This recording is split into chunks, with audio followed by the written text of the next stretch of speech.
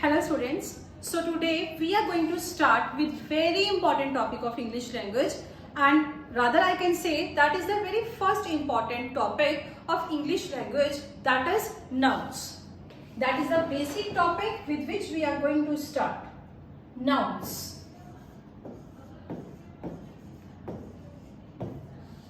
Yes. So any one of you can answer that what basically is a noun.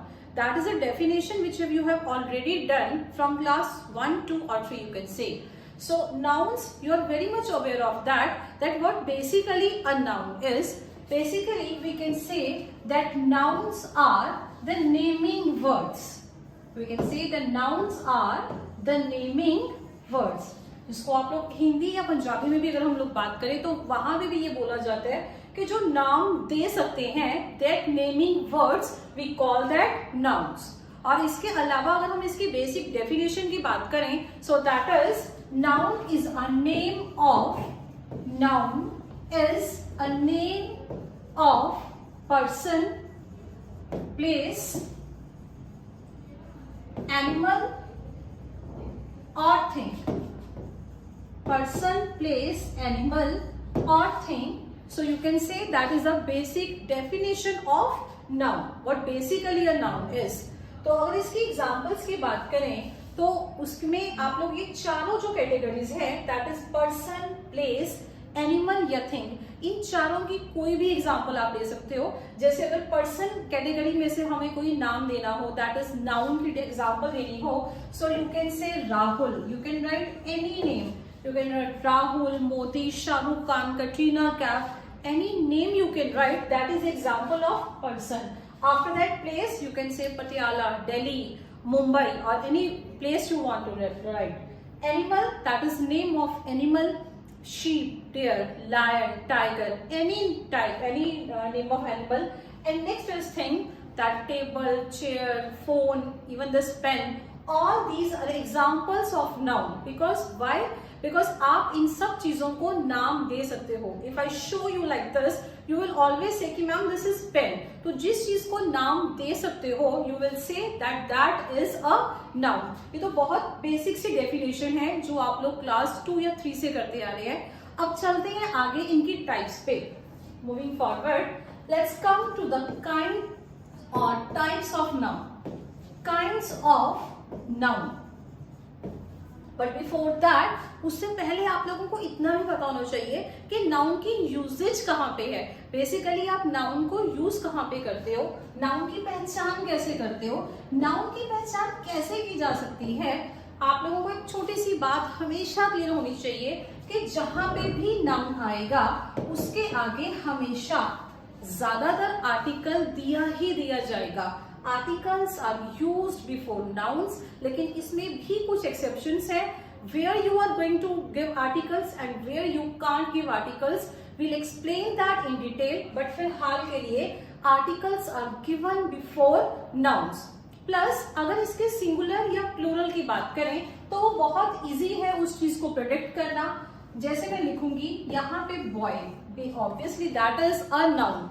लेकिन अगर इसके साथ s या es नहीं लगा हुआ तो हम लोगों को बहुत इजीली पता चल जाता है कि that is a singular case, जिसको हिंदी में एक वचन भी बोला जाता है.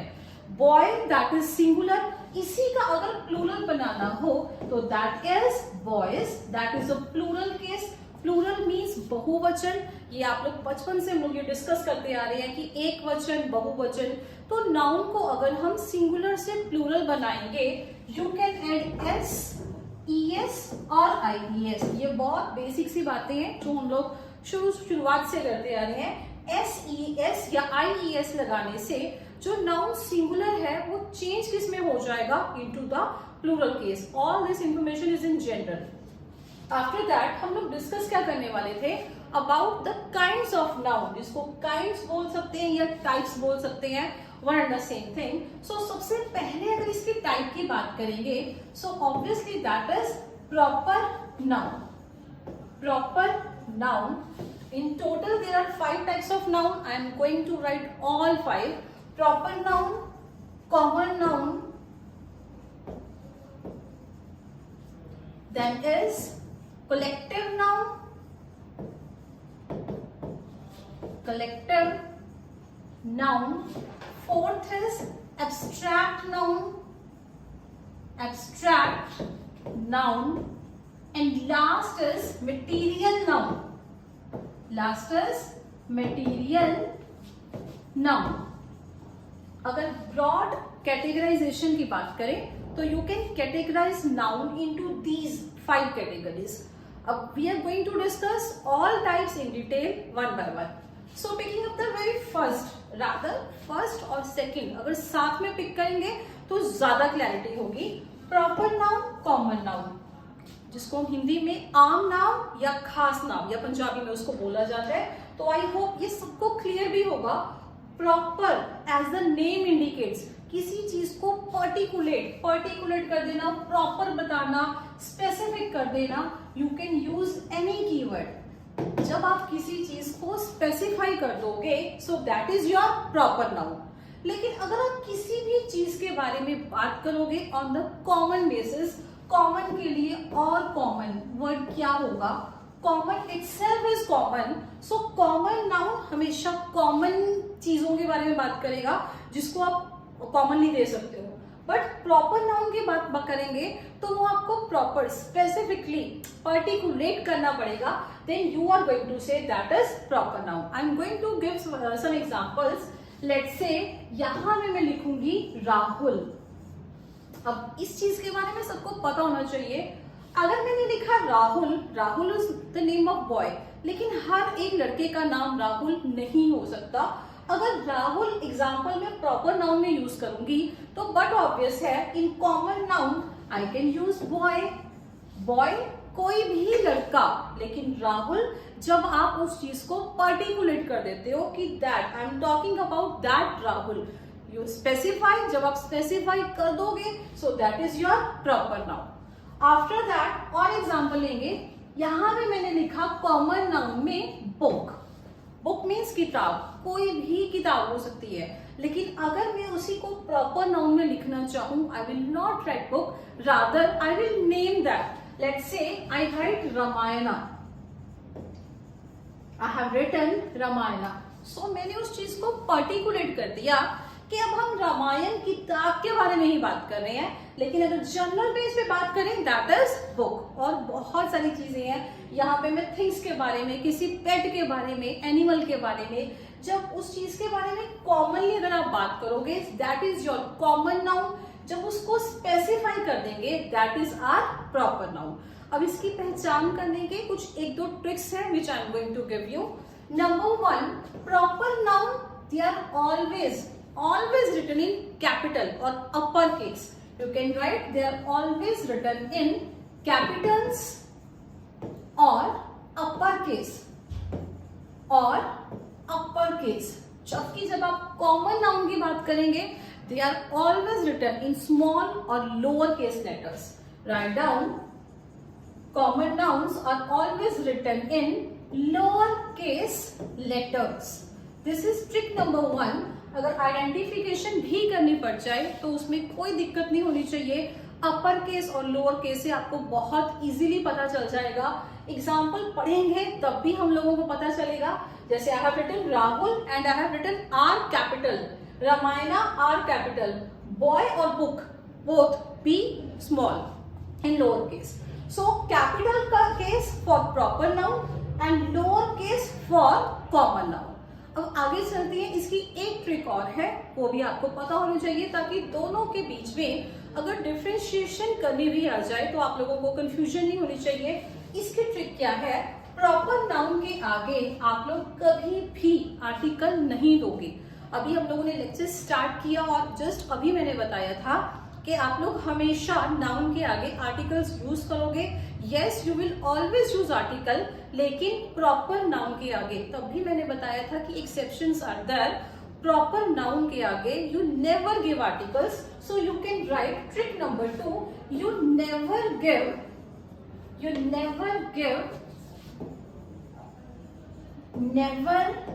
Give article before proper noun.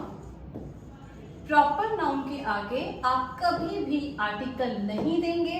This is rule number 1. Another rule, जब भी किसी कॉमन नाउन की बात की जाएगी, you will always give article. Write down, always give article before common noun.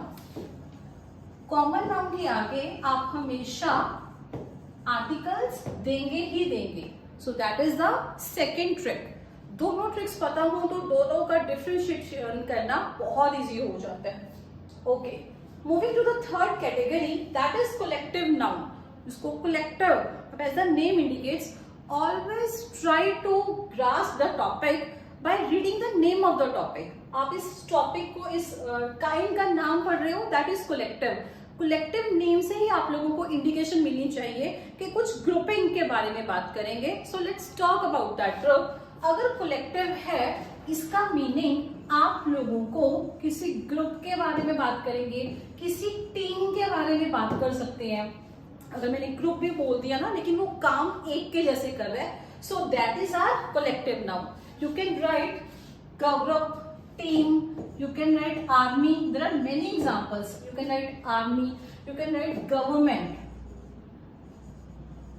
you can write government. That is also an example of collective noun.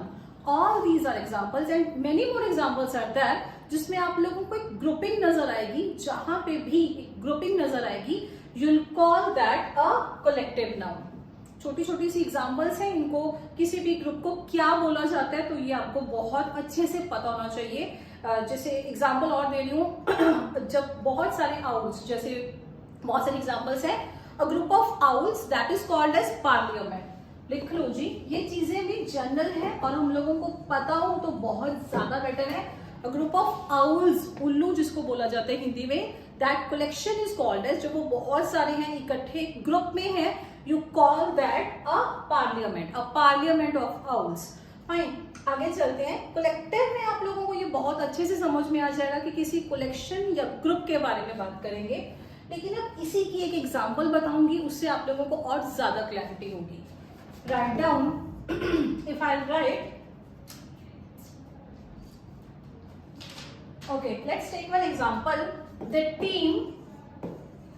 the team dash very strong. The team dash very strong. And on another side, I am going to write. I am just writing these questions because questions इसी format में ऐसे ही आएंगे, चाहे वो error की form में आए, चाहे वो ये फिलअप की फॉर्म में आए, but questions will always come like this. Like examiner is going to ask the team dash very strong, and he will ask you or give you some options like is, are. I'm writing here is /are. Okay, you have to fill that. Okay, on another side, I'm going to write the team dash quarreling. Quarreling means to have a fight.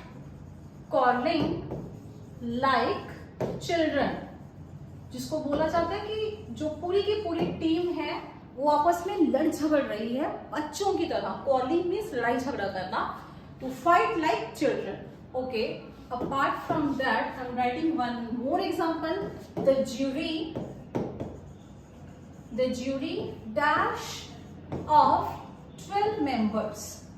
The jury dash of 12 members, and I'm writing the option consist या फिर consists.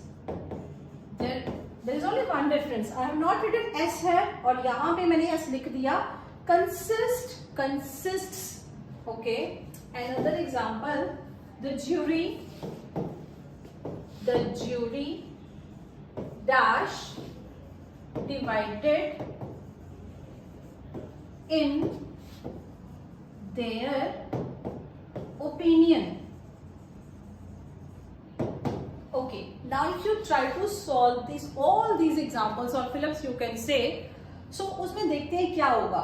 The team dash very strong. Generally भी अगर हम बोलने की कोशिश करें, कुछ डाउट्स हमारे दिमाग में आने शुरू हो जाते हैं. रीजन, कई बार बोलें the team is very strong, generally ऐसे बोला जाता है तो हम लोगों को लगेगा कि the team is very strong, may be ये सही है.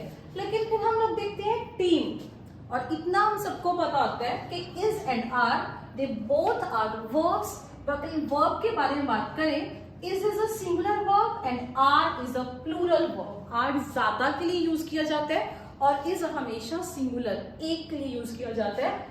फिर नेक्स्ट थॉट हमारे माइंड में क्या आएगी कि I have written the team. जब टीम की बात कर रहे हैं तो टीम में एक मेंबर नहीं होगा, टीम में बहुत सारे मेंबर्स होंगे. अगर बहुत सारे मेंबर्स हैं तो second thought came into our mind कि why not we write are. The team are very strong. We try to write like this, but there is always a confusion. Okay, the team is very strong, the team are very strong. Which one is correct and why? So I'll give you the reason and answer to. The team is very strong. That is the right answer. Now you have to understand why. The team is very strong. Here I have written the word team. Yet मैंने आप लोगों को पहले भी बता दिया कि team जब आप लोग लिख रहे हो तो इतना तो हमारे माइंड में आता है कि team that doesn't consist of one people. Team में बहुत सारे लोग होंगे, there are n number of people. लेकिन उसके साथ आर ना लगाने का रीजन क्या है? Because team dash very strong. जब आप लोग इस पूरे सेंटेंस को पढ़ेंगे तो आप लोगों को समझ में आएगा कि टीम बात तो कर रही है लेकिन वो एक की तरह काम कर रही है. जब ये पूरा का पूरा ग्रुप, पूरा का पूरा कलेक्शन एक की तरह काम करेगा, we are always going to write और give singular verb. That's why I have written singular verb. लेकिन वही अगर हम दूसरी वाली साइड चेक करते हैं, the team dash quarrelling like children. अब टीम के साथ एक जगह मैंने इज लिखा, माइंड में ये थॉट जरूर आएगा कि वहां पे भी द टीम इज लिख दो. द टीम इज या फिर are. I am writing the option है the team dash quarrelling like children. तो द टीम इज हमारे दिमाग में आना बहुत जेन्युइन है और ये बहुत बड़ी मिस्टेक है. रीजन, यहाँ पे टीम की बात तो की लेकिन वो टीम काम कैसे करी थी? एक की तरह. लेकिन यहाँ पे भी हम टीम की बात कर रहे हैं बट अनफॉर्चुनेटली वो अलग अलग की तरह बात कर रहे हैं. Reason, the team dash quarrelling like children. Quarrelling means to fight. अब जब भी फाइट की बात होगी, that is but obvious understandable concept कि जब भी फाइटिंग की बात करेंगे तो एक साइड एक पर्सन होगा, दूसरी साइड दूसरा पर्सन होगा. One person can't fight with each other. वो एक अपने साथ नहीं लड़ाई कर सकेगा लेकिन उसको लड़ने के लिए, क्वारल करने के लिए, फाइटिंग करने के लिए सामने किसी पर्सन का होना बहुत जरूरी है. और जब ऐसे टीम में एकता या मतलब एक वाला कॉन्सेप्ट टूट जाएगा और वहां पे उसकी सेपरेशन का कहीं ना कहीं आप लोगों को नजर आए तो वहां पे डायरेक्ट हम लोगों का आंसर होना चाहिए the team are quarrelling like children. Until unless आप लोगों को फाइटिंग का, सेपरेशन का इशू ना नजर आए तब तक आप लोग उसके साथ प्लूरल नहीं लगाओगे. जब ऐसा कुछ दिखा, I have given plural noun और अगर उसमें एक की तरह काम कर रहे थे, एक यूनिटी की फील आ रही थी मेरे को, तब मैंने वहां पे सिंगुलर नाउन दे दिया. चलते हैं next example. The jury dash of 12 members. एक ज्यूरी है, उसमें 12 मेंबर्स की हम लोग बात कर रहे हैं. अगर 12 मेंबर्स हैं तो यहाँ पे अगर आप इस सेंटेंस को पढ़ो, कोई सेपरेशन, लड़ाई झगड़ा ऐसा कोई बात नहीं करे. दैट मीन्स यहाँ पे मेरे को एक सिंगुलर वर्ब की जरूरत है. लेकिन फिर मेरे लिए ये पहचान करना थोड़ा सा मुश्किल हो जाता है कि कंसिस्ट और कंसिस्ट्स दोनों में से सिंगुलर वर्ब कौन सा केस बनेगा. So let's discuss that. अब मेरे को इस पिछले वाले क्वेश्चन में, लाइक इन दिस क्वेश्चन, इतना तो हम लोगों को समझ में आया. The jury dash of 12 members. Separation की बात नहीं है, फाइटिंग की बात नहीं है. सो एक यूनिटी वाला फील आया. So I want to have a singular verb. लेकिन इन दोनों में से सिंगुलर वर्ब है कौन सा, इसको पहचानने के लिए थोड़ा सा हम लोगों को नाउन और वर्ब इनका एग्रीमेंट भी स्टडी करना पड़ेगा. और नंबर 2, इनका सिंगुलर और प्लूरल केस क्या होता है उस चीज के बारे में इंफॉर्मेशन होना बहुत जरूरी है. So let's discuss that. Before solving that, nouns. अगर नाउन्स की बात की थी, अभी जस्ट हम लोगों ने डिस्कस किया कि नाउन्स के सिंगुलर से प्लूरल बनाने में आप लोग क्या ऐड करते हो. You are going to use S, E S और I S. Like I have already given example, boy. I will write boys. what I have to add SES or IES to change or to convert that from singular to plural. Now boys is a plural case, लड़का लड़के, but यहाँ पे ये nouns वाला case था. इसके opposite बिल्कुल case लेके चलेंगे. The case is of verbs. Verbs क्या है? वर्ब्स के बारे में अभी हम लोग आगे हमारी वीडियो जरूर आएंगी, बट वर्ब्स के बारे में इतनी इंफॉर्मेशन होनी चाहिए. Verbs basically are action words. किसी काम का करना या किसी काम का होना, उसके बारे में इंफॉर्मेशन देने वाला और कुछ नहीं है, कोई नहीं है, नो अदर देन वर्ब्स. लेकिन वर्ब्स का सिंगुलर और प्लूरल, उसमें चेंज करना, there is a wide difference than nouns. Example मैंने यहां पे लिखा प्ले, खेलना, and I have written plays. आप लोगों ने दोनों वर्ड सुने होंगे, समझे होंगे. अब हमारे दिमाग में डाउट आता क्या है कि अगर प्ले लिख दिया, एक ह्यूमन माइंड है, एक ह्यूमन टेंडेंसी है कि अगर इसके साथ एस या ईएस नहीं लगा हुआ तो डेफिनेटली ये सिंगुलर होगा. ये एक जनरल ह्यूमन माइंड के सोचने की एक परिभाषा है, बोल सकते हैं. प्ले को देख के हमारे दिमाग में सिंगुलर वर्ड आना बहुत कॉमन बात है, और प्लेस को देख के हमारे दिमाग में कि ये प्लूरल वर्ब है, ये चीज आना, ये भी बहुत कॉमन एरर है. लेकिन अब समझते हैं वर्ब के रिगार्डिंग एक कोटेशन, एक टैगलाइन, एक डायलॉग हमेशा याद रखना पड़ेगा. दैट इज कि एस या ईएस लगाने से वो बन जाएगा, एस या ईएस लगाने से वो बन जाएगा सिंगुलर. ये बात को याद रखेंगे हम लोग, ताकि आगे हम जितने भी चैप्टर्स करेंगे, जितने भी क्वेश्चंस करेंगे, हम लोगों को दिक्कत नहीं आनी चाहिए. प्लेस अगर मैंने ये लिख दिया तो प्लेस जब मैंने एस इसके साथ लगा दिया, and I am very much aware कि ये एक वर्ब है, तो प्लेस अपने आप में सिंगुलर वर्ब है. और जब एस या ईएस हटा दिया तो ये सिंगुलर नहीं, that is a plural verb. इन दोनों चीजों के बारे में हम लोगों को जितनी भी कंफ्यूजन है, उस कंफ्यूजन को वंस एंड फॉर ऑल एक बार में ही रेडिकेट करना होगा. Play is a plural verb and place S या ईएस लगाने से इट बिकम्स सिंगुलर. अब आते हैं उस क्वेश्चन पे. I am coming to next question, last question. The jury dash of 12 members. अब हमारे दिमाग में ये बात आएगी, the jury dash of 12 members, whether to go with consist और whether to go with consist. लेकिन अगर मेरे को पता है, मेरे को रिक्वायरमेंट किस चीज की है, और जो ऑप्शंस है उनमें से सिंगुलर कौन सा और प्लूरल कौन सा, देन मेरे लिए इस क्वेश्चन को सॉल्व करना ज्यादा मुश्किल नहीं होगा. The jury dash of 12 members पहले ही बता चुके हैं कि यहाँ पे हमें सिंगुलर वर्ब की जरूरत है.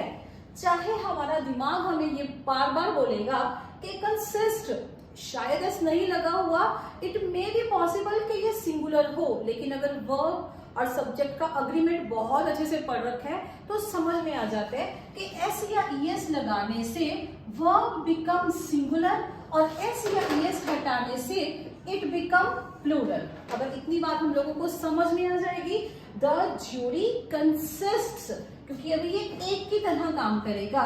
So the right answer is the jury consists, the one with S, of 12 members. Now coming to the next part, the jury dash divided in their opinion. मैंने पहले भी बताया था, जब वो एक की तरह काम करेंगे, you are going to give singular verb. लेकिन जब उन्हीं में कोई पार्टीशन वाली बात नजर आए, या फाइटिंग वाली बात नजर आए, सेपरेशन वाली बात नजर आए, आप लोग तो वहां पे सिंगुलर की बजाय प्लूरल में शिफ्ट करेंगे कोलेक्टिव नाउन के लिए.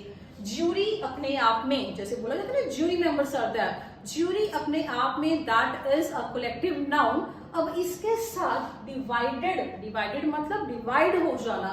अगर वो डिवाइड की बात कर रहे हैं, सेपरेशन की बात करेगा, तो मेरे को डेफिनेटली यहाँ पे एक प्लूरल नाउन की जरूरत है. और अगर प्लूरल नाउन आएगा, यहाँ पे जो भी ऑप्शन होगी, I better write are. The jury are divided in their opinion. यहाँ पे इज बिल्कुल भी नहीं आएगा. Examiner will try to make you confuse by writing is are and many other options. But अगर आप लोगों को इस चीज के बारे में श्योरिटी होगी कि सिंगुलर कहाँ पे यूज करना है और प्लूरल कहाँ पे यूज करना है, तो ऐसे फिलअप्स को करने में बहुत ईज हो जाती है। And yes, these types of fill up always come into your exam. ये आपके एग्जाम्स में हमेशा आएंगी। इस तरीके के क्वेश्चन है जहां पे बच्चों को कंफ्यूजन होना बहुत जेन्युइन है, बहुत कॉमन है। रीजन, कंसिस्ट और कंसिस्ट में डिफरेंस ही नहीं पता होगा। अगर सिंगुलर कौन सा, प्लूरल कौन सा नहीं पता होगा, how we are going to attempt that question. तो आई होप इतना आपको समझ में आ गया होगा, and rest will continue in next video. Thank you class.